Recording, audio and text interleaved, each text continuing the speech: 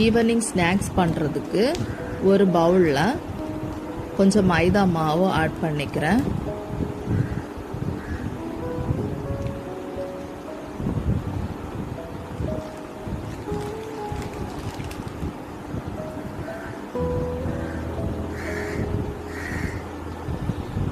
தேவையான அளவு உப்பு,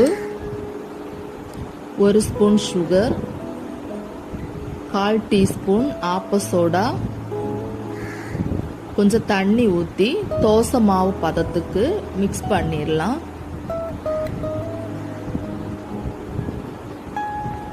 இந்த மாதிரி மிக்ஸ் பண்ணிட்டு 10 நிமிஷம் ஊற வச்சிடலாம்.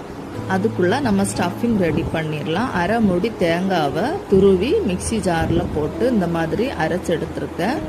தண்ணி எதுவும் ஊற்ற வேண்டாம்.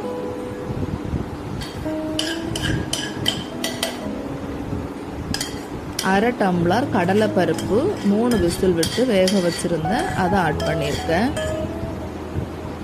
தேவையான அளவு நாட்டு சர்க்கரை ஆட் பண்ணி இதை நல்லா மிக்ஸ் பண்ணி எடுத்துடலாம்.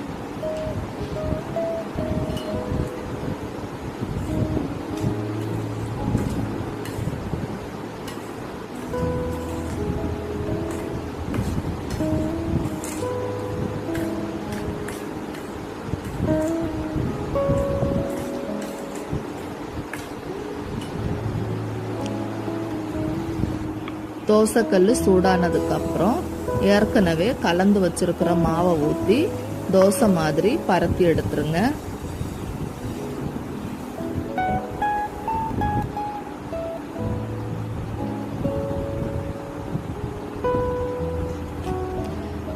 இந்த மாதிரி கொஞ்சம் வெந்ததுக்கு அப்புறம் மேலே ஸ்டஃபிங் ரெடி பண்ணிட்டு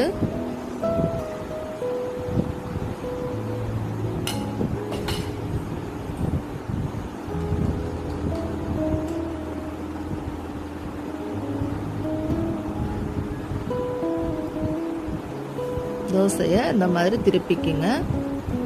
இந்த மாதிரி மடக்கி எடுத்துருங்க.